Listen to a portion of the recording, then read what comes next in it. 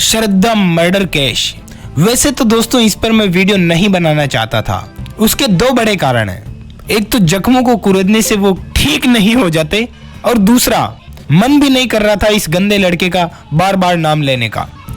लेकिन जब बात यहाँ तक पहुँचती है कि मौत के वक्त प्रेग्नेंट थी श्रद्धा, जी हाँ गर्भवती थी श्रद्धा, तो मन बड़ा विचलित हुआ। मुझे लगा कि नहीं यार, अब ये चीज सभी बहनों को पता होनी चाहिए। जो जल्दबाजी में ऐसे डिसीजन तो ले लेती हैं, अपने माता पिता को छोड़कर 2 दिन के प्यार के साथ चली जाती हैं, लेकिन उनका नतीजा बेहद अविश्वसनीय हो बैठता है। विरार में, दिल्ली के ही विरार थाना में डॉक्टर ने बताया कि 2020 में तेज पीठ दर्द के बाद श्रद्धा भर्ती हुई थी, साथ में आफताब भी आया था।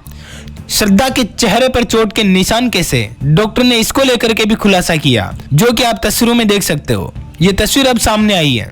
पति पत्नी बनकर रहने वाले श्रद्धा और आफताब, इन दोनों की मिस्ट्री के 10 बड़े अपराधों की जांच, जो कि फोरेंसिक साइंस से खुला राज, हम आपको बताने जा रहे हैं। पुलिस के किस सवाल से टूटा आफताब और खोली सामने सच्चाई, अपने ही झूठ के जाल में फंसा आफताब। पानी के बिल से आया श्रद्धा मर्डर केस में नया मोड़, पड़ोसी बोले कि रोज टंकी चेक करता था आफताब। इधर आखिरी इंस्टा पोस्ट भी आई सामने, मर्डर से 7 दिन पहले लिखा था, हर गुजरते दिन के साथ। वहीं आपको बता दें, किराए के फ्लैट से कुछ हड्डियां भी बरामद की हैं पुलिस ने। और इतना ही नहीं, आफताब ने उसके शरीर के टुकड़े करने के बाद भी नहीं छोड़ा। एक और कबूलनामा सामने आया कि शरीर काटा और फिर चेहरा भी जलाया, ताकि कोई पहचान न सके। इस वक्त के बड़े खुलासे हम आपको बता रहे हैं। 26 साल की श्रद्धा तो हमारे बीच नहीं रही, लेकिन श्रद्धा के शरीर को तलाशने के लिए दिल्ली पुलिस जोरों शोरों से जुट चुकी है। पुलिस को जहां जहां भी कुछ सबूत मिले उन्हें जुटाए। दिल्ली पुलिस के खुलासे के बाद कंपनी ने मेल करके आफताब को नौकरी से भी निकाल दिया है। इधर वकीलों ने भी जमकर नारेबाजी की, आरोपी के लिए फांसी की मांग की। पुलिस श्रद्धा हत्याकांड पर युद्ध स्तर पर काम कर रही है। पुलिस की 3 टीमें 3 राज्यों में, मुंबई, उत्तराखंड और हिमाचल गई है। मुंबई के अंदर वो पति पत्नी बनकर रहते थे, आफताब और श्रद्धा। डॉक्टर ने कही बड़ी बात, लेकिन सवाल ये उठता है कि श्रद्धा के चेहरे पर ये चोट के निशान कैसे? क्या उसके ऊपर पहले भी अत्याचार हुआ था? श्रद्धा मर्डर केस की 10 बड़े अपराधों की मिस्ट्री आपको बता दें, जिनका खुलासा फोरेंसिक साइंस की वजह से हुआ है। आखिर पुलिस के किस सवाल से टूटा आफताब? जब श्रद्धा के मोबाइल की लोकेशन ट्रेस की गई तो महरौली के पास निकली।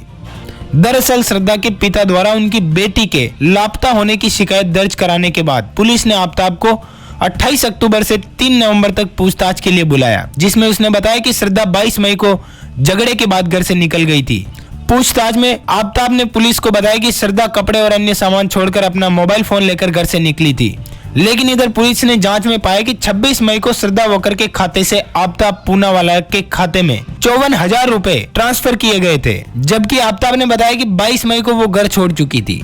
तो फिर 26 मई को उसके 4 दिन बाद आफताब ने श्रद्धा के खाते से 54,000 रुपए कैसे ट्रांसफर कर लिए? क्या श्रद्धा ने डाले? जी नहीं, उस वक्त श्रद्धा दुनिया में नहीं थी। इसके बाद 31 मई को श्रद्धा के इंस्टाग्राम अकाउंट का उपयोग होता रहा, और जब पुलिस ने गहनता से पूछताछ की तो उसमें आफताब फूट गया और कहा कि 18 मई को हमारा झगड़ा हुआ, उसके बाद मैंने उसका गला घोट दिया, उसके शरीर को 35 टुकड़ों में काट दिया और अलग अलग जगह पर फेंक दिए। शरीर के टुकड़ों को स्टोर करने के लिए 300 लीटर का फ्रिज भी खरीदा।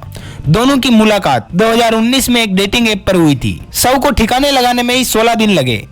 श्रद्धा ने पहले भी अपने एक दोस्त को बताया कि आफताब ने उसे पीटा था, क्योंकि आफताब अपने लिव इन पार्टनर श्रद्धा की हत्या के 1 महीने बाद ही एक और लड़की को घर पर ले आया। कारण ये था कि आफताब को लड़कियां पटाने का शौक था। वो ऐसे ही लड़कियों को फंसाता रहा, यूज करता रहा। आपको बता दें, पानी का बिल भी यहाँ पर एक बड़ा सबूत बन बैठा है, क्योंकि दिल्ली में 20,000 लीटर पानी बिल्कुल फ्री है, सभी को मिलता है 20,000 लीटर पानी। इसका बिल 0 आता है। लेकिन मई महीने में आफताब के फ्लैट का पानी का बिल 300 रुपए आया, जो कि बहुत बड़ी अमाउंट है, क्योंकि उसने खून के धब्बों को, निशान को मिटाने के लिए काफी पानी का इस्तेमाल किया था। तो दोस्तों, ये था श्रद्धा का अब तक का खुलासा। आपको बता दें, अगर रो न पड़ती तो 10 दिन पहले ही कत्ल हो गई होती श्रद्धा। हालांकि फ्रिज में अभी भी जो हड्डियां मिली हैं वो शरीर के पिछले हिस्से की हैं। शरीर के करीब 10 पार्ट्स मिले हैं। अब उनकी जांच की जाएगी, डीएनए टेस्ट किया जाएगा। आफताब ने खुद कहा कि कत्ल से करीब 10 दिन पहले भी श्रद्धा का उससे झगड़ा हुआ था। आफताब उसी दिन उसका गला घोटना चाहता था, लेकिन अचानक श्रद्धा इमोशनल हो गई और रोने लगी। ये देख आफताब के कदम पीछे हट गए। जब वो मार्च अप्रैल में हिमाचल घूमने गए थे हिल स्टेशन, वहीं पर उनकी मुलाकात दिल्ली के छतरपुर में रहने वाले एक लड़के बद्री से हुई। इसके बाद ही श्रद्धा और आफताब ने दिल्ली में रहने का प्लान बनाया और ये बहुत कम समय था। 8 मई को श्रद्धा और आफताब दिल्ली आए। पहले पहाड़गंज के होटल में रुके, उसके बाद साउथ दिल्ली के सैदुल्लाबाद इलाके में रुके। 15 मई को तो छतरपुर में दोनों ने फ्लैट लिया और 18 मई को आफताब ने श्रद्धा का कत्ल भी कर दिया। इस हत्याकांड में रोज नए खुलासे हो रहे हैं। आखिर मर्डर के बाद जब गला घोटा, उसके बाद जब शरीर के टुकड़े किए, तो इस समय आफताब भी चोटिल हुआ। वो खुद को एक डॉक्टर के पास ले गया, लेकिन डॉक्टर ने जब उसे पूछा कि क्या हुआ, तो उसने कहा कि फल काटते समय चोट लग गई। तो दोस्तों, अब सवाल मेरा आपसे है, आपके क्या विचार हैं इस पूरी घटना पर? क्या हाँ आपकी राय? क्या श्रद्धा वाकई में प्रेग्नेंट थी, गर्भवती थी? और अगर थी तो आफताब पर एक नहीं 2 हत्याओं का सजा मिलना चाहिए? बाकी आपकी राय नीचे बताना जरूर। इस वीडियो में इतना ही। और एक बात, सत्य की हमेशा जीत होती है। आफताब को सजा मिलेगी, 101% मिलेगी। इसी के साथ जय हिंद, जय भारत, वंदे मातरम।